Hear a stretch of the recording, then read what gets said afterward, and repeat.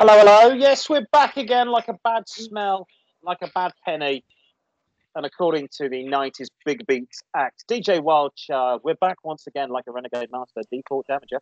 It's the show that has no pictures, just sound advice about the wild and sometimes frightening and often fraught world of motoring. Whether you're thinking of buying a new Bugatti or you just want to know where to place that plastic padding over your car to stop the rot. Come on, we've all done it. Yes. Like a quick fit fitter with a voice to trust. You can't see it, but I just jumped up in the air and clapped my hands. with a quick fit fitters all-in-one boiler suit. This week, we're off to the Far East to look at an emerging classic car, that from the 1990s. You've definitely forgotten this one. And if you haven't, you'll be wondering why they don't make this car anymore. It was an underground hit in its day, and it still looks pretty revolutionary in the 21st century. We've got the usual correspondence in the bulging, throbbing, and informative mail bag. We've got our finger on the current affairs button, and yes, today, it's set to DEFCON 1. And that's in the news. We'll also be asking the big question on everybody's lips, or maybe not. How do you pronounce the names of certain vehicles? Would you default to the native tongue, the manufacturer, say German for Bayerische Motorenwerk AG, or would you say BMW? Well, I probably spelled that wrong and simply German writing. And you do not say it like that. You say it like this, but I don't care. We'll try and answer that question, not forgetting our regular car feature on Lost Highways, the best roads in the world, according to you, our valued listener. So if you like cars and blokes talking rubbish about cars, you're in the right place. Absolutely. And yes, we're back from the cold north, back from a diet of pickled herring, pickled prawn. No, not pickled prawn. Prawn, snow, and vodka. The show returns from its annual annual pilgrimage to see Santa Claus. No, not the one in North Pole. We were in Finland this week, or at least, well, one of us was. And I'll be filling you in on all the funky stuff I got up to with some throbbing V8s and classic American metal. Obviously, I'll keep it clean just in case our kids are listening. We've got the great quiz for the show this week, and this week it has a slight Nordic feel to it. We've got some rather technical questions in the mailbag, and we'll find out what traffic offences we've been committing this week. I'm Simon Sujuan, and not only am I only to head north for the number, but I want to ride my bicycle. I want to ride my bike. I want to ride my bicycle. I want to ride it where I like. Wow, Simon taking a leaf from London Mayor Sadiq Khan there. Thank you, Mr. Bulsara. And I'm Richard Green. And as I walk along the Bois de Boulogne with an independent air, you can hear the girls declare, he must be a millionaire. You can hear them sigh and wish to die. You can hear them wink the other eye at the man who broke the bank at Monte Carlo. And this is Car-Boyz. And I thought we'd keep it very much current with a song from about 1908 there. I do like a bit of music hall. I want to know what pickled porn is. I'll tell you off air. Is that a category on Pornhub? I'll check it out later. Watch the pickled porn. Yes, I'll do some research. Yeah, quick, get online and do some pickled porn research. I think I can hardly wait. I've been thinking this week, which is always a dangerous thing. In the 21st century in the Western world, we're trying to be ultra PC so as not to offend anybody black, yellow, brown, white, LGBTQ, and the Booker MGs. So I'm here, obviously referring to the rest of the world in not wanting to offend anybody because I'm very much stuck in 1978. I thought it would be a good idea, I don't know why, to apply cultural sensitivity to motoring. How is one to pronounce the name of car companies and the names of car brands? Is it cultural appropriation to say the name Porsche like a German, or as Stan Boardman would say, a German for Nam's house? Or should you say Porsche? That's the way they would sound it. I would say Porsche. You know the Stan Boardman story, don't you? No. He's obsessed with Germans, and this is from everyone in England over the age of 40 will sort of remember who Stan Boardman is.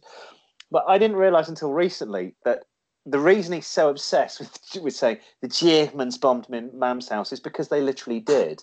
Oh, okay. When he was about 5, and the only reason he's alive is because the babysitter grabbed him, and she took the blast, and she died. Oh, blimey! I know. I found out this story and went, everybody's Stan Boardman is seen in the UK pretty much as sort of a racist old hat comedian. Yeah. You'd have him in the same vein as like Bernard Manning. Bernard Manning, Roy Chubby Brown. I don't know. There's probably guys in America a little bit off colour. But when you hear that story, you think, oh, so he nearly died, and the woman looking after him did die when the house got blown up by the Luftwaffe during World War II. You think maybe he's allowed to be slightly off colour at times. Yes. Anyway, I'm getting distracted. What I'm trying to say is, what is the correct way in which we, as English speakers, should pronounce the names of cars and car brands? As I've said, Porsche, I've always pronounced as Porsche, not Porsche. Yeah, me too. Porsche is a character in The Merchant of Venice, a rich heiress of Belmont, and that is spelled Portia. But many Porsche or Porsche fans would disagree with me. The Germans pronounce it Porsche, like the character in The Merchant of Venice. To quantify what I'm saying, would I say the capital city of France is Paris, not Paris, or Gay Paris? I wouldn't say that. I'd say Paris because I'm an English speaker. Now, I would say I'd love to visit the Eiffel Tower in that city. I would not say I would love to visit La Tour de Eiffel. Yes. So, what we want to know is, what is the answer? Should the Spanish car brand Seat be Seat and not Seat? Seat. I quite like Seat. Seat. Yeah. What about Peugeot or Citroen or Perodua? Because I pronounce these like I pronounce Seat, the way in which locals of Spain, France, Malaysia do. But I don't do it with other brands. To me, the Fiat 125 will always be the Fiat 125 and not the Fiat Cinquecento. The German brand of Porsche or Porsche, they've got a car with the Malaysian name Macan, which literally means let's go eat. And I think it's the funniest thing to call an SUV since VW launched the people carrier called the Sharon. Yes. Which to most Englishmen, the name Sharon is a blonde lady from Essex who wears white high heels and too much makeup. Dances around her handbag. Yeah, for American listeners, it would be like an American version of the Volkswagen people carrier being called a VW Donna. Hey, Donna, get your ass over here.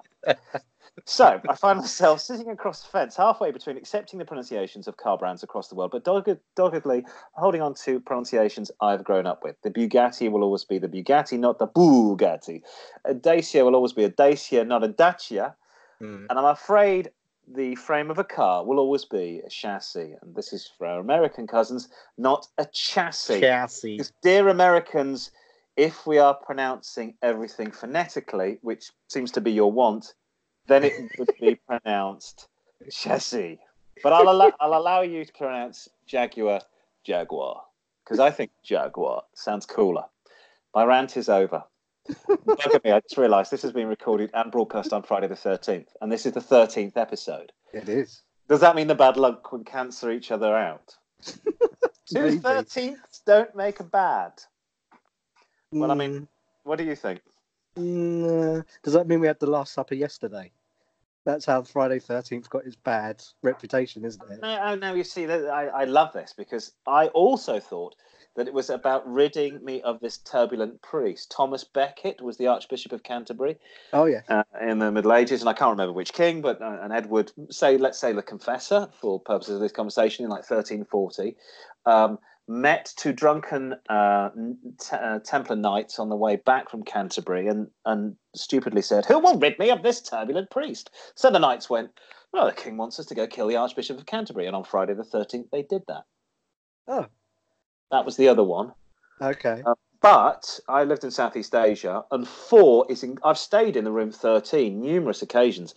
Right. And actually, it's quite a nice, if you ever go in the Eastern Oriental in Pulau Penang in Georgetown, it's a cherry room. It's right on the corner and has a shower and a bath.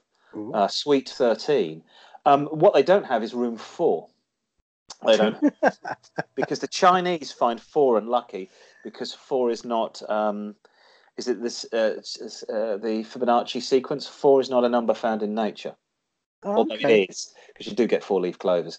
But traditionally, odd numbers are found in Asia, are found in nature. The Chinese, a lot of Asians don't find the number 4 very lucky. They do find the number 9 very lucky. Ah.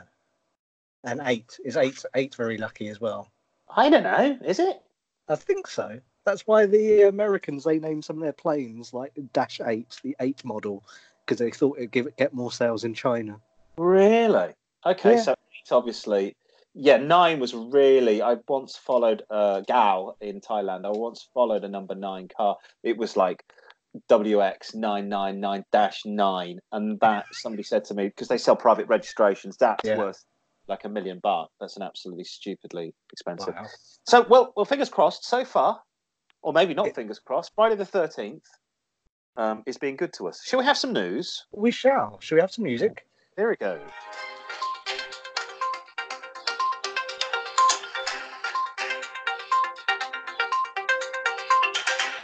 That'll do. There we go. Car news. Car news. This week, big 4x4 news. Not the Lada, the Niva, but you may have gathered from our Facebook page, right? That there's a new Land Rover, the new Landy. It is the Defender, which is going to be produced in no other place other than Slovakia, not Solihull. Yes.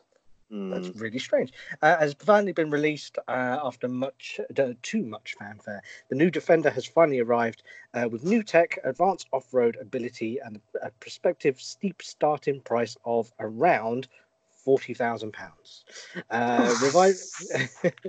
Revising the Land Rover Defender, a car that can trace its lineage back to the British brand's roots, has been a torturous exercise. I think it's taken about 3 years since they 3 years. started to Yeah, sign. 2016. Yeah, which outlasted the original version of the 4x4. However, Land Rover has persevered. The firm has battled through a 3-year development cycle, improving Defender's off-road ability, everyday usability refinement, packaging and customization options in a bid to widen the SUV's appeal. The new Defender, is based on a fresh aluminium intensive platform, which I think for the first time is an all-in-one for a Land Rover. Monocoque. Yeah, for the Defender. So the chassis. This is always the problem with Land Rovers. For our American listeners, the chassis. I did have an argument once with somebody from Utah. I was working with a TV director from Utah, and he said we were talking about Greenwich. He said, "Where's Greenwich?" And I said, "You don't pronounce the W, moron." I said, "You've got Greenwich Village in New York." He goes, "I'm not from New York. I'm from Utah." And I went, "Well, how do you spell theatre? You don't pronounce it theatra or tetra. Nothing's not phonetic, people." Although I will concede, I do like Jaguar. Land Rover says the chassis is 95% new and claims its monocoque construction is the stiffest body structure it has ever produced, being up to 3 times stronger and more rigid than traditional body on frame off-roaders. Prices for the new Defender will start at an eye-watering £45,240 for the 110 model, and the D200 diesel, I'm assuming it's got like 200 brake horsepower, that's why it's called 200, rising to a hefty £78,800 for the P400 X110, which is a bit of a mouthful to say. Land Rover has yet to confirm the full pricing for the smaller 90, although we do know that the lineup should start at around £40,000. Now, for people new to the world of Land Rover, sorry to butt in. No, that's good. The 90 refers to the 90 inches in length of the car, and that the 90 is usually a 2-door. The 110 refers to the 110 inches length of the 2-door. That's why it was always the 90 and the 110. And I think maybe 120 or 130 was for the extra long Safari. I'll shut up now. No, that's educational, I think. We'd say that fans of the Landy will be pleased to hear that all cars will be four-wheel drive, but sadly, possibly to know that the old leaf springs are gone, and now it's only going to be coil suspension on either corner, and some will be offered with the air suspension as well. So, yeah, I think we posted a picture of several cars we thought. I couldn't resist that picture of the Kia Soul. It didn't look like a baby. And also the picture of the Lada Niva. Yes. Also looked like the new Land Rover. And a kid's drawing, which also looked like the Land Rover. When I worked as a journalist, I used to get Christmas cards from companies or newspaper journalists. I'd get a Christmas card from the local theatre. I get a Christmas card from lots of different companies, other news organisations. And one Christmas, I got a Christmas card from Lada with the Neva on the front going over a snowy hill. And I kept it. It was beautiful. I went, that's the funniest thing. And I was going through rubbish the other day. Get rid of this, get rid of this, get rid of this. I was like, no, I'm not throwing that away. That's just brilliant. A Christmas card from the good folk at Lard and Nottingham from like 1996. I think you should frame it. Put it up on your wall. Definitely. It is. It probably is going to get framed at some point. It's the funniest thing. Now, listen, I love that. On the positive side, I'll do positives. Yes. All aluminium chassis monocoque is the way they should have done that 30 years ago.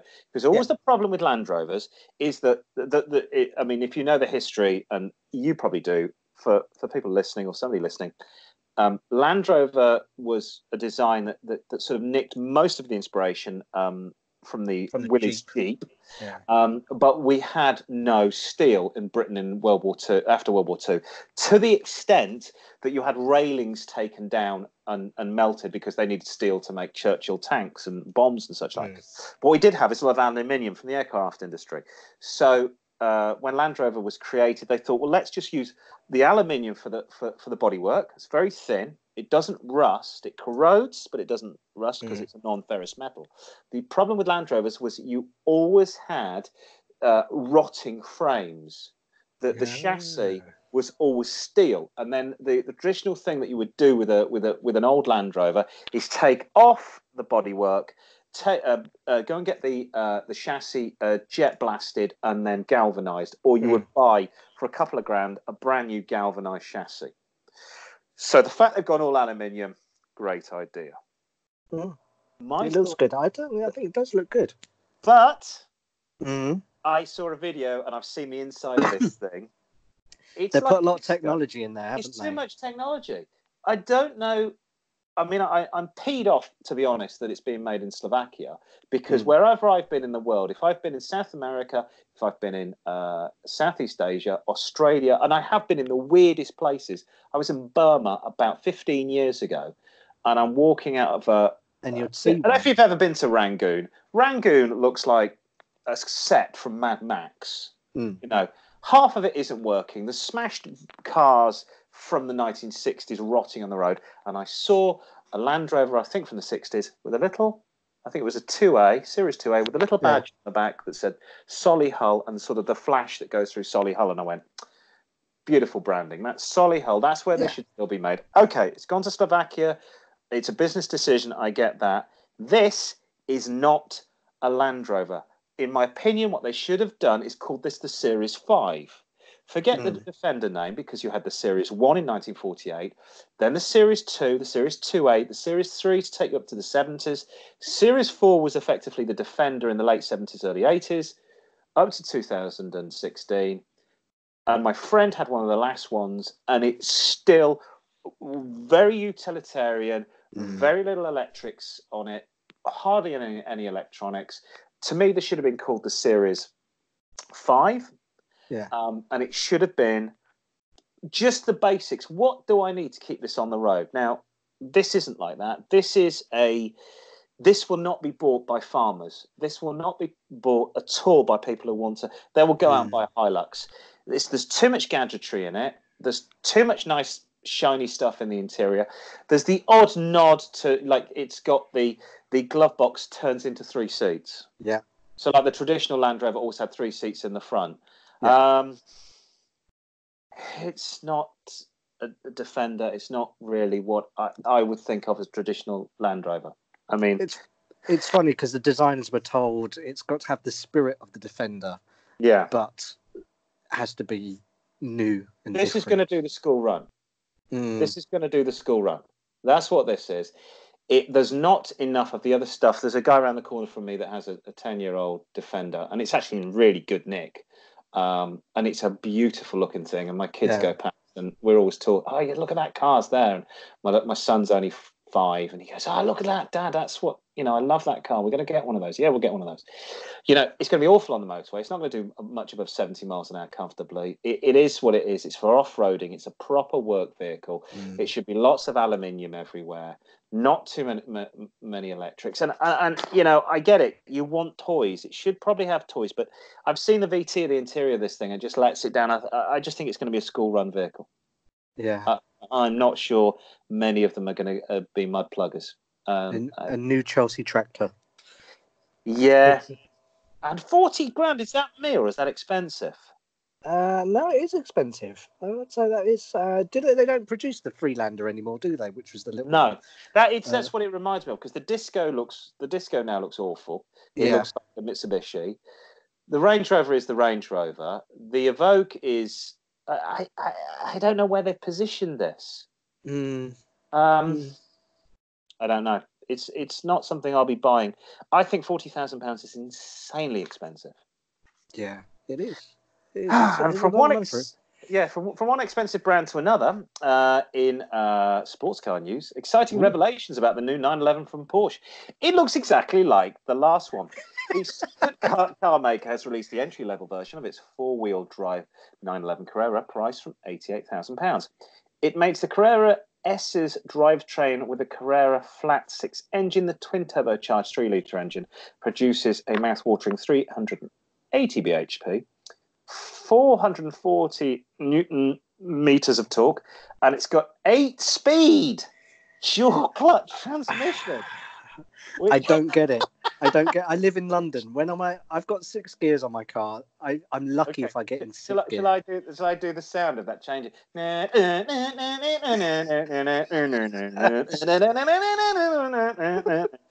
It sends the power to all 4 wheels. Top speed is 181. Yeah, you'll do that in London all the time for the coupe. 180 for the Cabriolet. Porsche claims that the 911 Carrera 4 Coupe has a 0 to 60 time of 4.2 seconds in standard trim, which drops to 4 seconds flat with the brand's optional Sport Chrono package. The 911 Carrera 4 Cabriolet manages the same sprint in 4.4 seconds or 4.2 with the Sport Chrono add-on.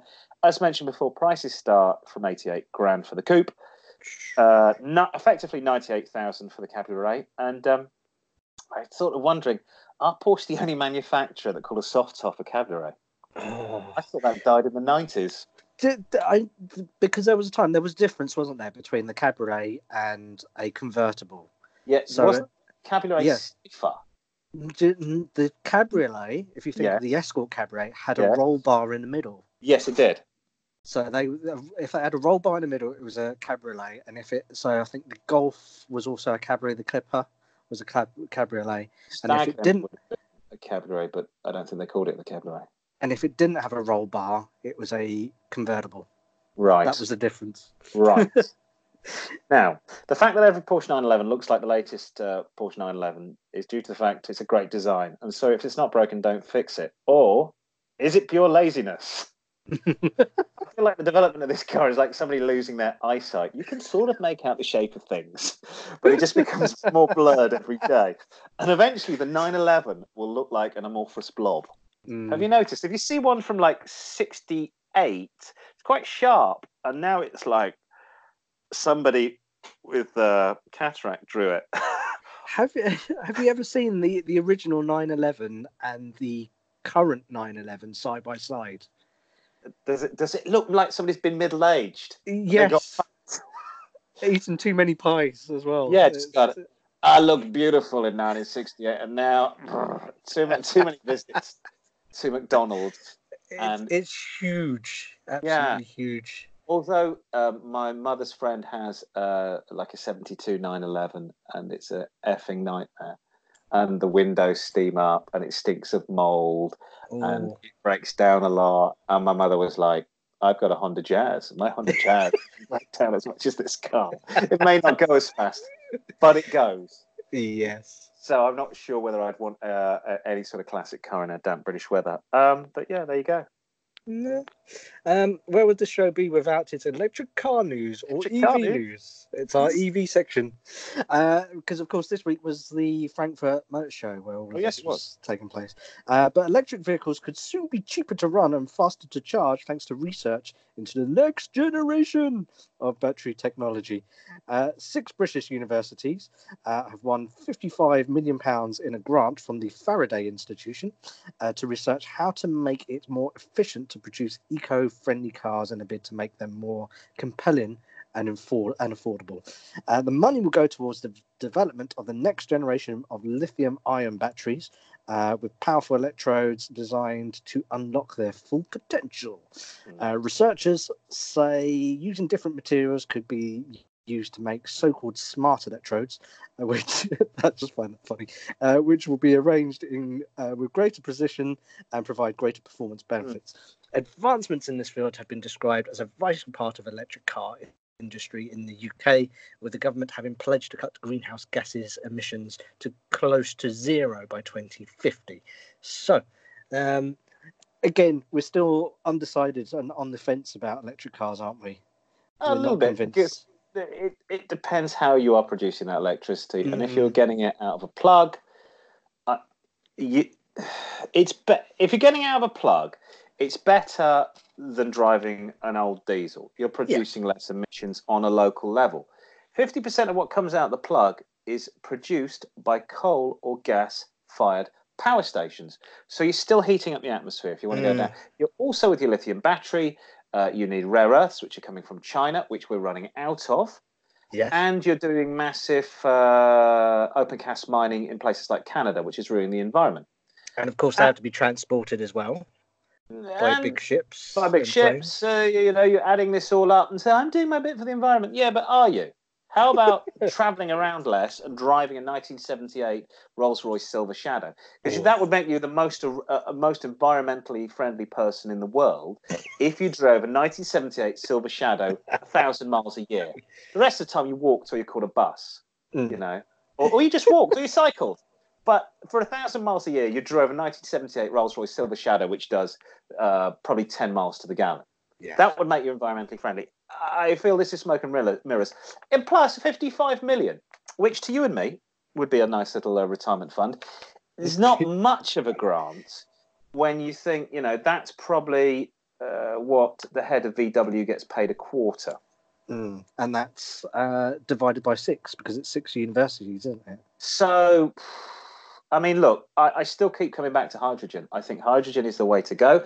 I think the 2 ways we should be going in manufacturing is hydrogen-powered cars, where we're extracting hydrogen from the ocean and putting it directly into current cars, petrol engine cars, where we just need to add all we need to do is add a container somewhere on the car, make sure that doesn't explode, and very, very, very, very, very, very, very, very, very, very, very fuel efficient lean burn petrol engines. Let's see if we can get 100 miles to the gallon, and I'll find probably the heads of OPEC turn up my front door with guns after saying this. Let's try and make really efficient lean burn engines, and it can be done. It can be done. Let's drive less, but but let's not stop driving our fantastic muscle cars, but just drive them less. Let's make more public transport. I live in London. I don't want to drive. I want to have a beer. Driving is boring. The essential nature of driving, and this show is about motoring, but the essential nature of driving is the most boring thing in the world. Sat on the M3 going, oh yeah, great. Okay, sat on the North Circular, and you drive through London on a daily basis, and it's just mind-numbingly boring, but hey ho. Finally, in hot hatch news, it could be bye-bye to the small car. City folk, young drivers and the elderly often make up the market for tiny A-class vehicles like the VW Up, the Fiat Panda, Honda Jazz, Toyota Aygo. They're cheap to run and easy to park and really easy to sell, but that could be about to change. Ford, Peugeot, Citroën, the VW Group and others are having doubts about the economics of producing these tiddlers, which make small profits. In the meantime, pure electric and plug-in hybrids are being produced in bigger and more expensive cars aimed at the wealthy middle classes, but battery electric small cars are terrifyingly expensive.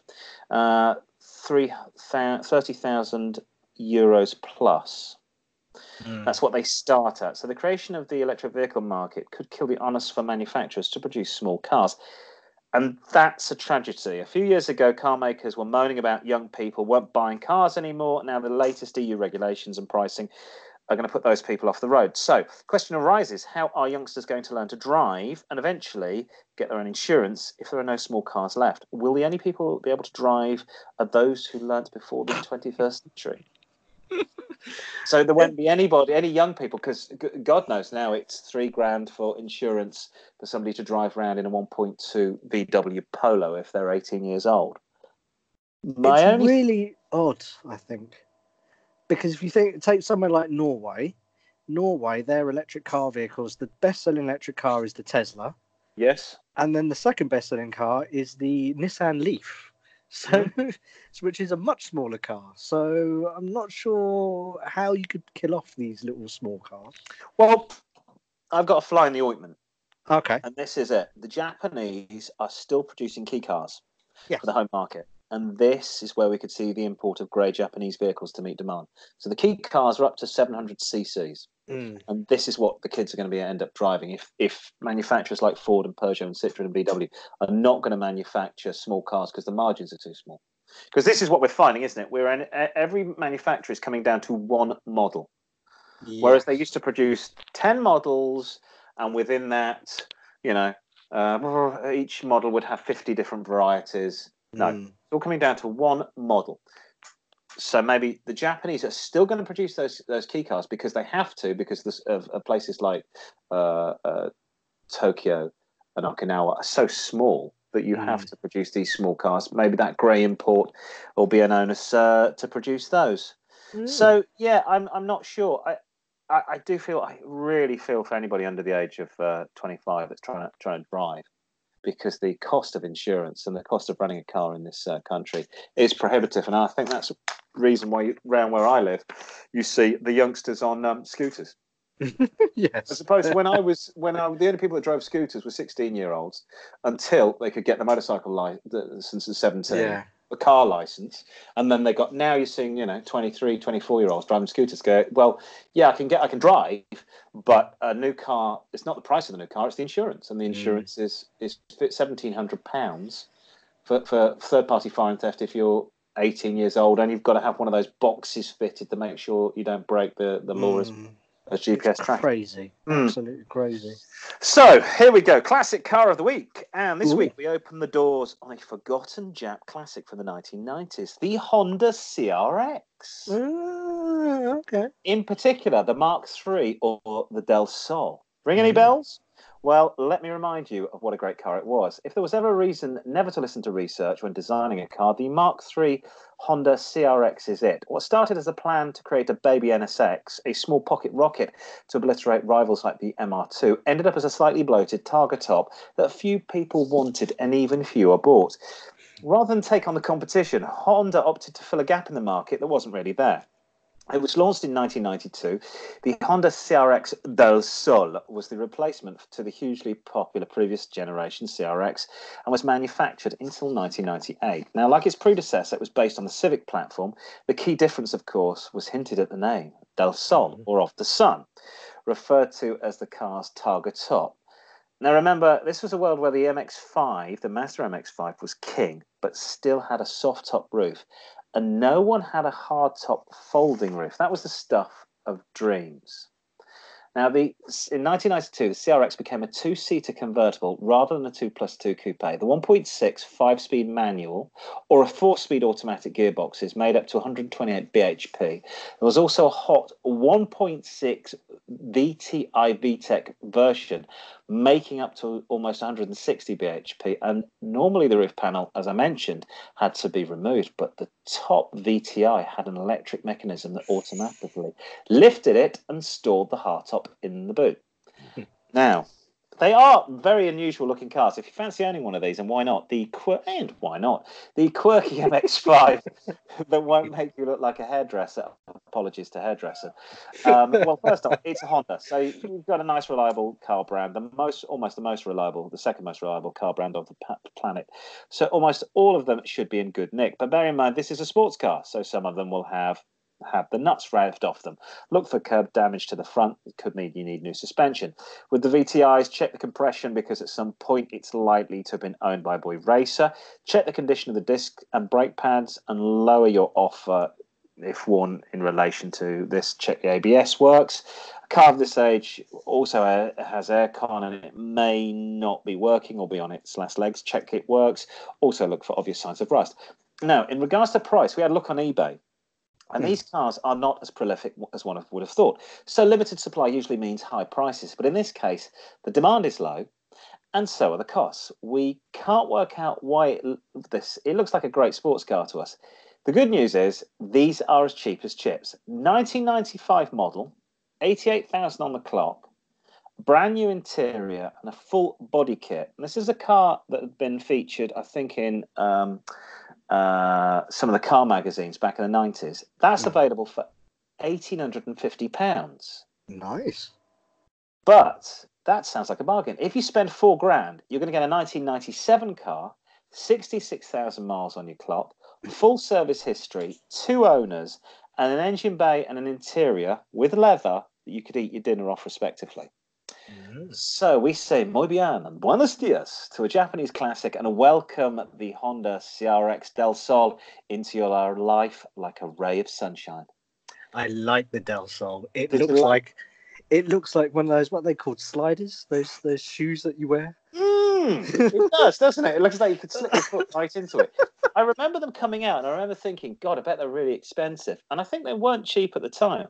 But if you want something really unusual, that's the car to go for. I think within this feature, we are finding cheaper and cheaper. 90s cars seem to be where it's at if you want an emerging classic. I couldn't believe this one for £1,850, 88,000 on the clock. I think it had been featured in, one of those boy racer magazines. Yeah. And he'd redone the interior all in like cream leather. Like Max Power or something like that. Max Power, that's it, yeah. And this car looked cool. I was like, how much is wrong with this thing? The engine bay looked clean. Didn't seem to be any rust on it. Were they produced in America or somewhere like that? Is that where they came from? I want to say yes. I'm not sure. I would feel like and I had a Civic Coupe, which I think was produced in Mexico and Canada. I want to say it's an American-produced car. The old CRXs are all right, but that looks like it's an unusual-looking car. Yeah. I think you get it. You know what? That'd be a fun little second car. It could even be a daily driver. Yeah, and right. The mileage is 60 to 80,000. That's pretty good for a VTEC as well. If you're buying something like that, you've got to make sure it's I'm pretty sure it's cam belt. You've got to make sure the cam belt's been done. You've got to make sure it's been serviced. You want to take a look at the things like the rockers. That's the stuff that's going to have gone. Take a look at make sure the disc brakes aren't warped. Have a good look around the car. Get underneath.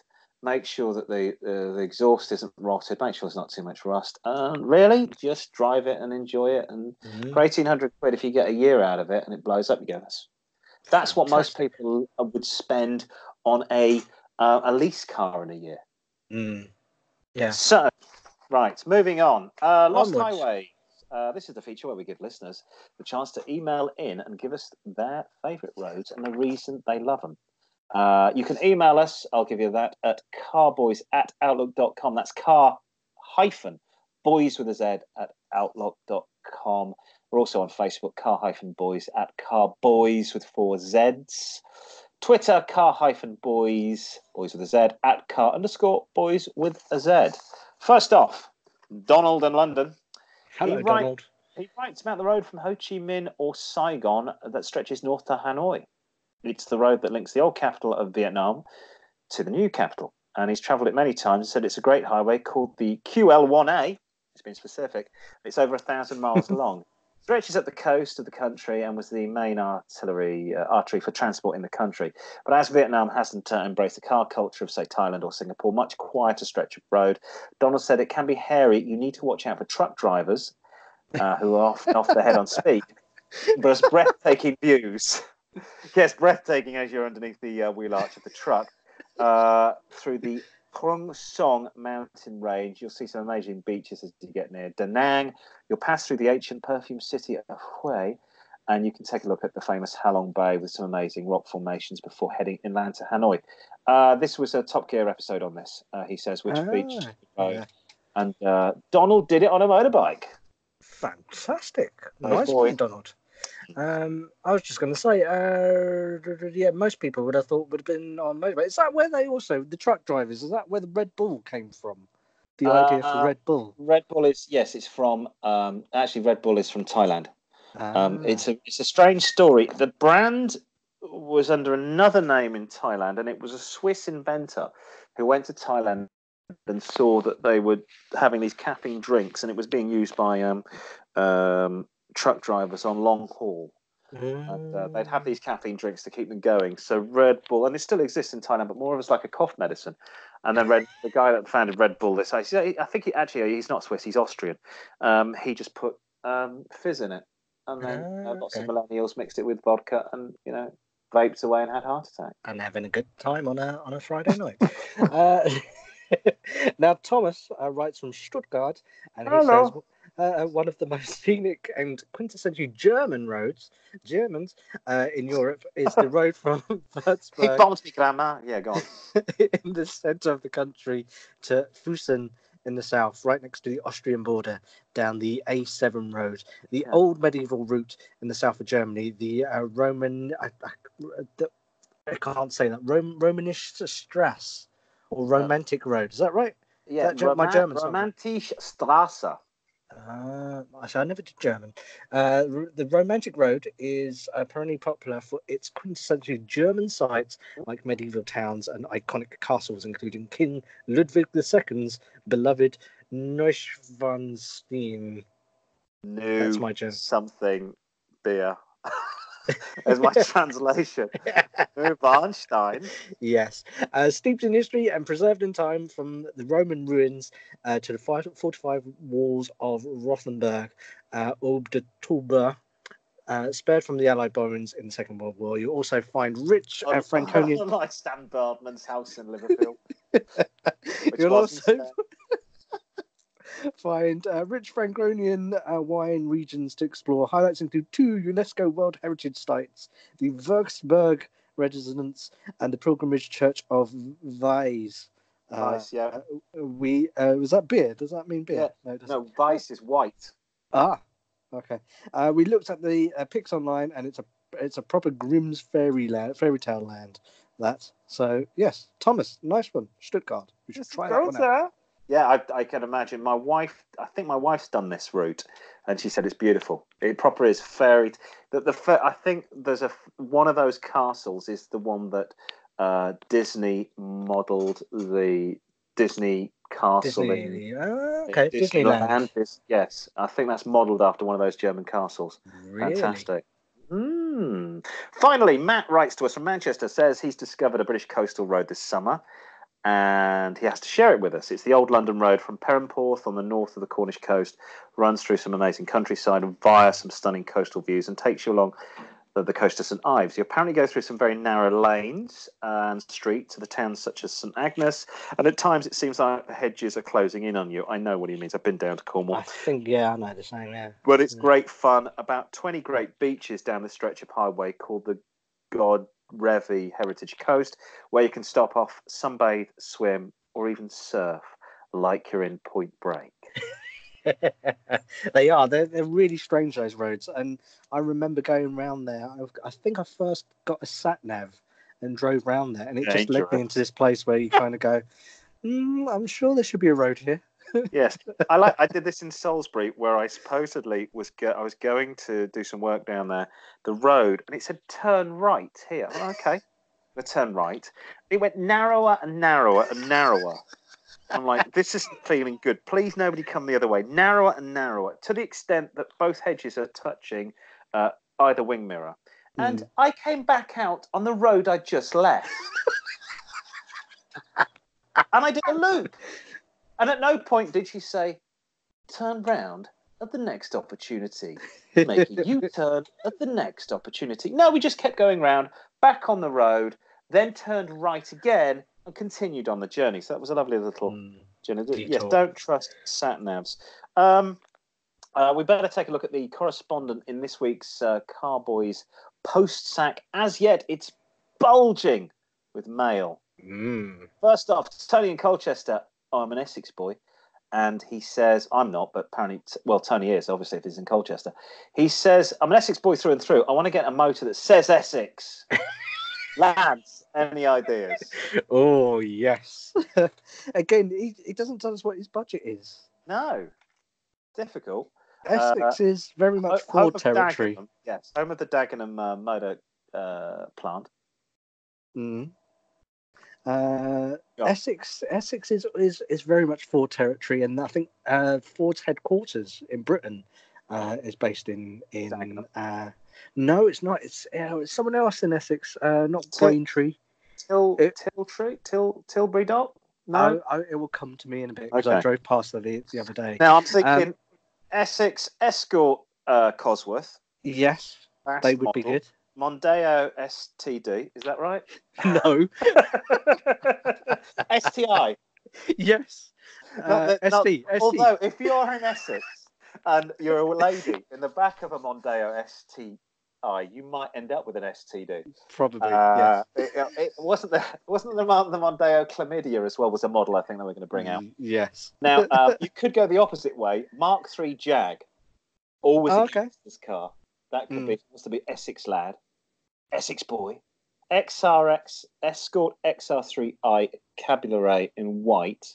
That, although it's a little bit of a girl's car, it's not a boy's car. A wide boy American classic. Last time I was in Chelmsford, I saw a lot of American cars. Okay. Classic American Yank tanks, like you saw in Finland. So it could go for something like that. Maybe one of the last model Ford Granadas. Was it the Ultra? Oh yes, the Scorpio Ultima. Yeah. With 24-valve engine. There you go. So you're nursing one now, aren't you? Yeah, I am. I also remember the name of the place. It was Brentwood in Essex, is where Ford of Europe's headquarters are. Okay. So yeah, there you go. There you go, Tony.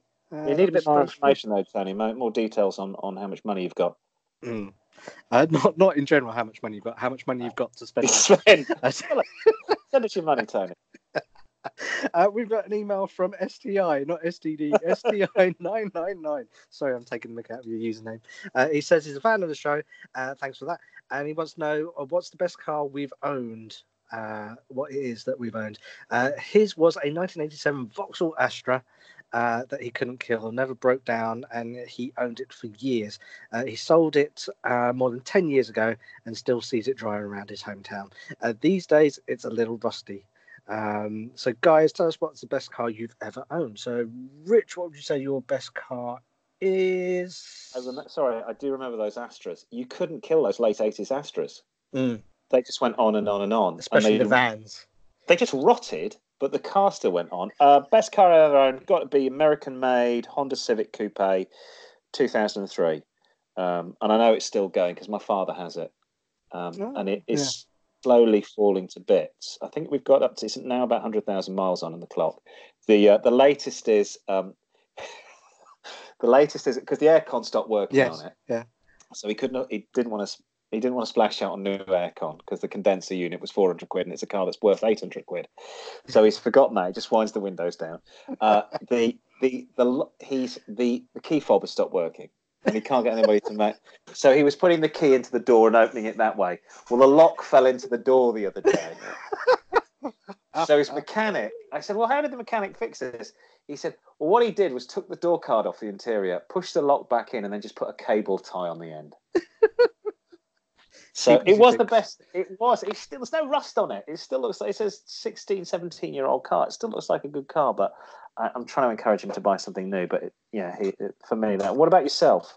Mine, I would say also from 2003. I would go with my Fiesta Black because it was a special edition Fiesta. It had black leather interior. It had done, by the time I got rid of it, just under 130,000 miles. Wow. I changed its exhaust at 110, and it was an original exhaust as well.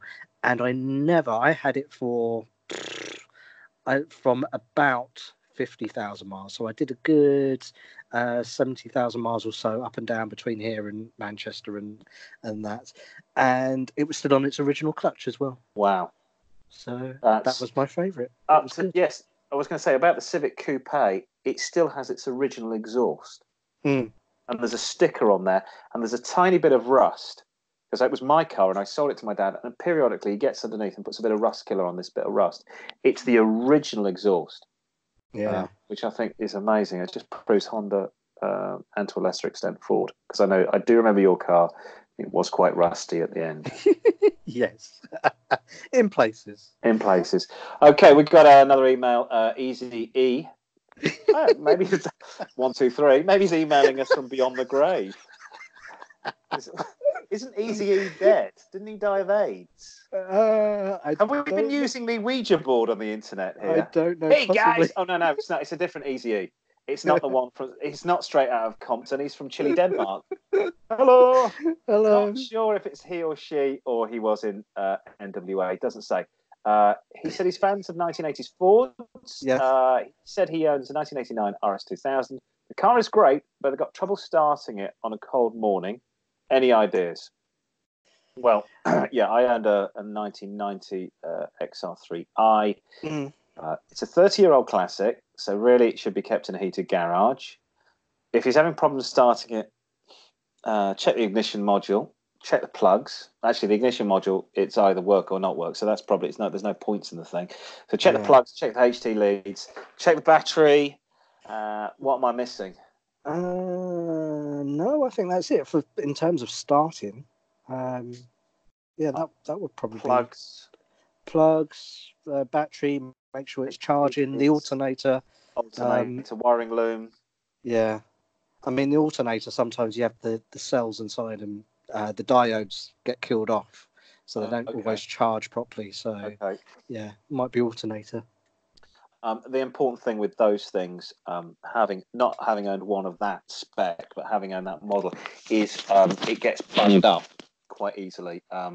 Not in terms of starting it, but in terms of generally, you need to rev the nuts off those things periodically to clear, because it's got an EFI. I think it's got an EFI engine, did used to get bunged up with crap. So aside from making sure the electrics periodically get out and blast it, I had a friend that worked at a Subaru garage, and Subarus in the UK. They're bought by boy racers, but they're also bought by the elderly who live in the countryside. Mm. So they come in with an Outback and say it's not performing well, or a Forester. And they say, "Oh, just leave it with us, sweetheart." Not off Grandad would toddle, and then my mate and his mates would get in it and get on the bypass, get up to 160 miles an hour, blast it there and back and there and back, heat up the engine. And they go, "How's it working now?" "Yeah, try it now." "Oh, it's lovely now." "Yeah, because we just blasted all the rubbish that's been sitting there and blocked up near the turbo." So that's what we do. And the most important thing with a car like that, try and find an independent Ford specialist dealer. That's what you want, and make him your friend. Somebody independent mechanic that knows how to work on Fords. Yeah, which you may have to search a bit in Denmark, but you should find one. Yeah. Finally, Carl 57. There's 57 different varieties of him. Oh, Carl yes. 57. Maybe his surname's Hines. Carl Hines 57. Contacts the show. He says he's living in South Dakota, but is a big fan of Italian cars. He wants to pick our brains about classic Italian car that can do big miles and won't overheat. Give us a challenge, why don't you? Let's see. Classic, difficult because they're made of glass and fragile. What about a Bath 2005 2.4 small car, big engine? Oh, yeah, that's good. New Fiat Spider, which, if I'm not mistaken, is the underpinnings of the MX-5. It is. We have to say Unos Roadster because they don't know what an MX-5 is in the States. Yes. In South Dakota. Yeah, Unos Roadster, a bit of a hairdresser's car. So for the classics, the original Spider maybe, or the Fiat one. The one I was thinking of, was the Fiat 130, which was the large saloon car that Fiat made during the 1970s.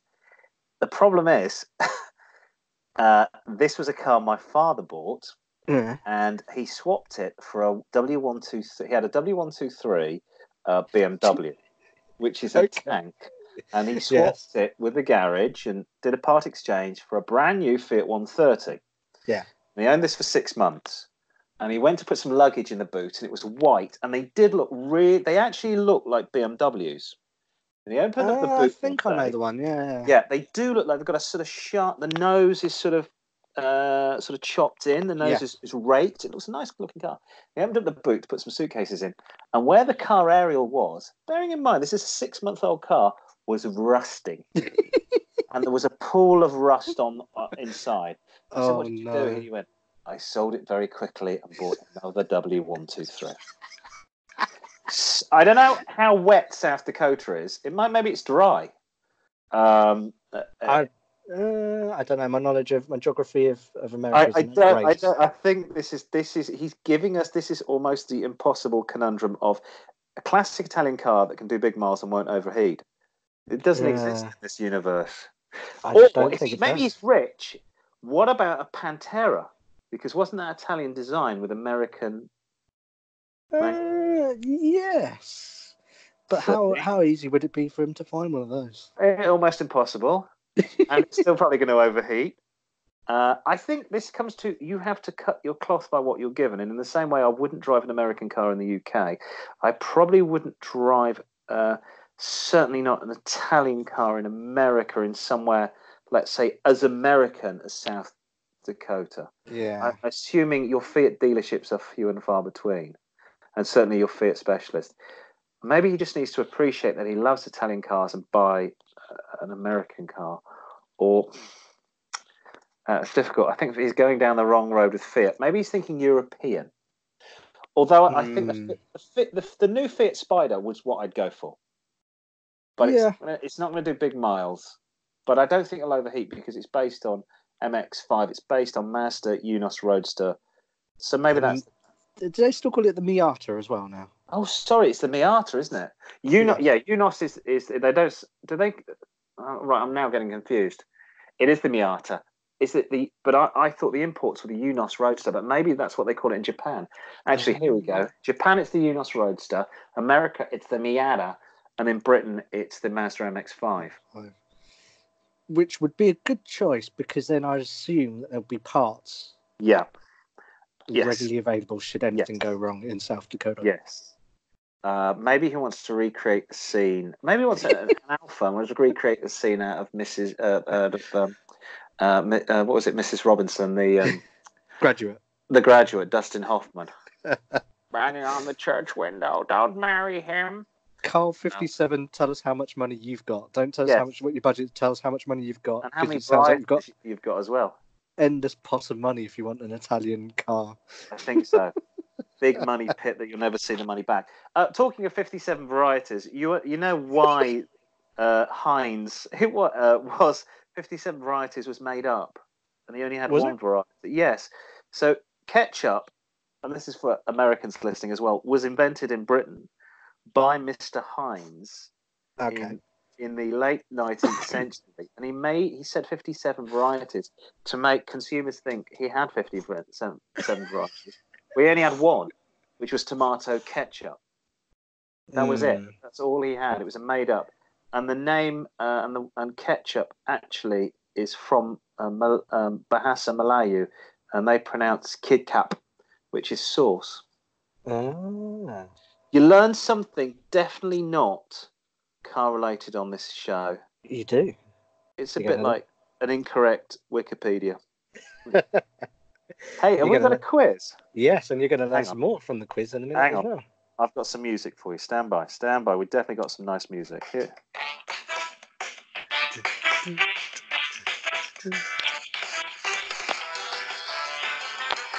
Yes. Good evening, friends, family, well-wishers, and charlatans. It's the quiz everybody's been waiting for, the Car-Boyz quiz. This week, an Olympic special. Ooh. So I've just come back from Scandinavia, from Finland. So Scandinavia has a reputation for making fast, big, powerful, rugged vehicles. Oh, yes. So we're putting an end to the age-old argument, which is, are they built for Winter or Summer Olympics? Ah, In the ring today, we have Richard from Great Britain, who will be up hello. against some of Scandinavia's finest motors, and all he has to do is answer whether the car should be entered into the Winter or Summer Olympics. So he has to either answer just winter or summer. I should have got summertime. I should have used "Summertime" by what's his DJ name? Will Jazzy Smith. The DJ Jazzy Jeff and the Fresh Prince of Bel-Air as the opener. Okay, winter or summer. Okay, we can do this. Yeah. Eyes down, looking. So Yeah. the first car we've got is the Volvo XC90, which is the 4x4. Is it a Winter Olympic or Summer Olympic car? Oh, I'm going to go for Winter Olympic. Bing is the right answer for the first one. It's definitely winter, commemorating the ancient practice of hunting for food. The Volvo XC90 would be entered in the biathlon, which combines the stamina of cross-country skiing and the precision of shooting at targets 160 feet away. So yes, that's the right picking answer. up some food from Aldi or school. Exactly. There you Cool. go. So if it would be in a winter sport, it would be in the biathlon. Right. Okay. Next one, the Koenigsegg CCXR. Is it a winter or summer car?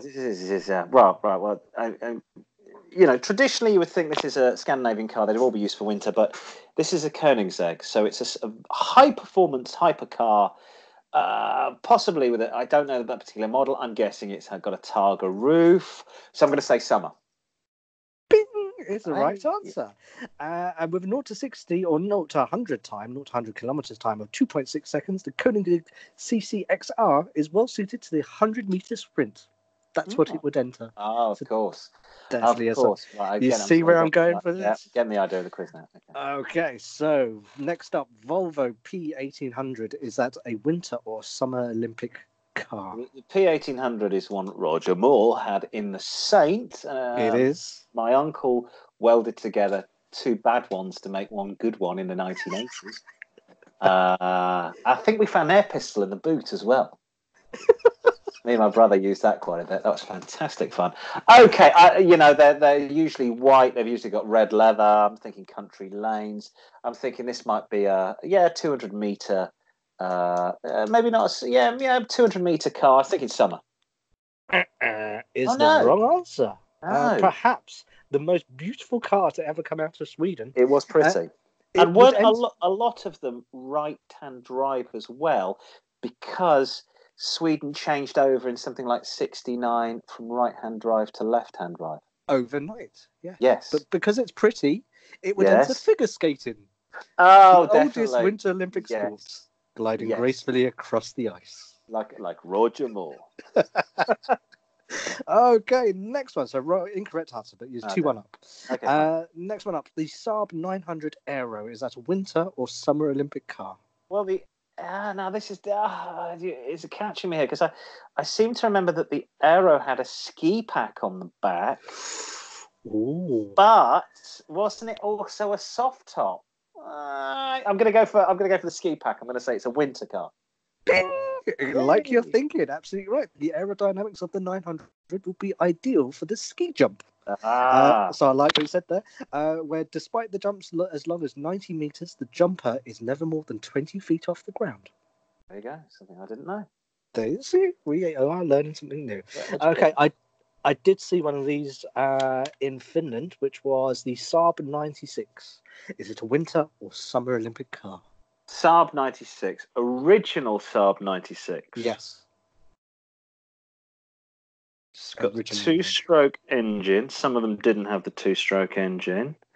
You bolted the parts on. I've got a feeling it had some sort of weird heater off the engine as well to heat the engine. I'm going to say it's a winter car. Oh, I'm sorry. No? It's a summer car. Yeah.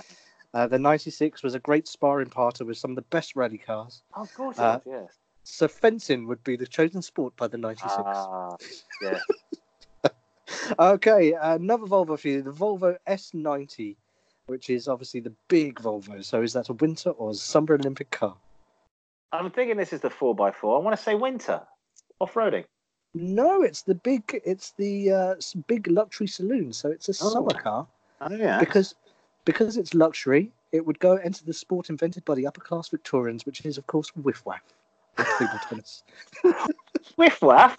Is that what table tennis was originally called? Yes, it was called whiff-waff. when it was Isn't that what invented. Boris Johnson, our current Prime Minister, talks a lot of whiff-waff? Exactly, he was bringing whiff waff home. So no, you're currently tying now. It's Okay. I think 3-3. So the next one is the Saab. Is my money safe? Is my bendy bullet? Is Yes, that safe? you I'm a get your money tankard. safe. Your money safe. I'm a tankard. I'm a And some commemorative darts. set of darts. Is the mullet on the back of my head safe as well? I'm a terrible moustache that they all seem to be wearing during bullseye. You're Okay. going back with your That's Blankety safe. Bank checkbook and pen. Pen. Excellent. The next one up, the Scania S series truck. It's a truck. Think logically. Is it a summer or winter? So it's a heavy car. I'm thinking weightlifting. It would carry a lot. Summer. Bing is the right answer. Absolutely. It would be a weightlifter with its 730 bhp load lugging heavyweight. Means that it would be a weightlifter. Very good. See, I like the way you're thinking. Yeah. Okay, so Saab 9000, winter or summer Olympic car? 9,000 is sort of quite executive. Architects drove them a lot. Accountants, Saab 9000. They're mostly old people now. So you'd want it something. I'm thinking. I'm going to say summer because I think it would. Oh no. Okay. Right. Change completely. I'm going to say winter. What's that awful thing where they have the stones and they slide them across the floor? Not curling. It's curling. I reckon it would be the person that would drive that would quite like to watch curling. Curling. Winter. It's the right answer, definitely winter. But tracing its roots to the Italian car industry, the 9000 would be entered into the luge because, like a sledge used in the Olympics, it has no brakes. Really? Yes, the luge has no brakes. Oh yeah. Well, what does the 9000 have no brakes? No, it has brakes, but it's Italian, so they'll probably fail anyway. Oh, so they made in Italy. The chassis was Oh, well, that must have been. That's a great play. Don't do the styling because it didn't. The 9000 didn't look stylish. But where's the chassis? The chassis made by the Italians. Oh, great. Exactly. What did they make that out? Paper and tears. Okay, last but not least, the Volvo 880. Sorry, the Thor 80. Is it a winter or summer? If you don't know which car this is, it was part coupe, part hatchback, part sports car. It's the one that looked like a dog taking a dump. Yes, that's a good way to put it. A pretty car, or a dog with worms trying to rid itself from worms along the carpet in your mum's house. Show my window. The Volvo is probably. I don't know. I'm going to give up. Say winter. No, I'm sorry. It was summer. The oddest of sports meets the oddest of cars. Yes, it would be handball. The combination of bonkers rules. The 480 was a coupe, hatchback, sporty thing, and a gold medalist in waiting in handball. Handball very popular in the Scandinavian countries. Absolutely. So there you go. So let's total that up. No, I'm afraid you lost. You got the consolation prize, which is a trip to the Nordic fjords with some overly priced beer. So overly priced members of Pornhub. Yes, that sounds fine. I will take that. Although very upset not to win the Polonaise or the what was it? FSO Samara, which I think was the car featured on 1980s quiz show Bullseye. Thank you very much. I'm gonna take that home with me, and yes, I'll proudly have my Car-Boyz weekly quiz. We need to get some trophies made, don't we? Yes. And posted. I can put those up with all the other trophies that I don't possess. Thank you very much. If you want to get in touch with the show, we'd like.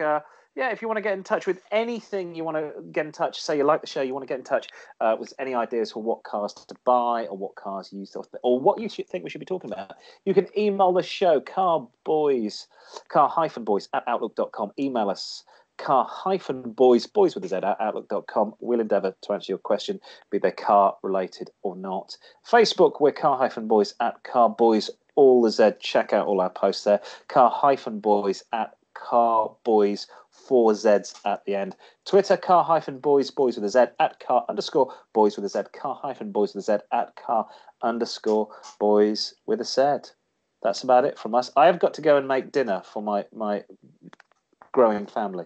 What are you up to now? It's Friday the 13th. Are you out? No, I'm home, feet up. It's my niece's birthday, so I'm going to be having a dinner at home. So Happy birthday. How old is she? 21? Should be 23? 23. Good grief. That means I must be 28. Something like that. Yeah. Thank you very much. Get lost. Get alive. Bye. Bye.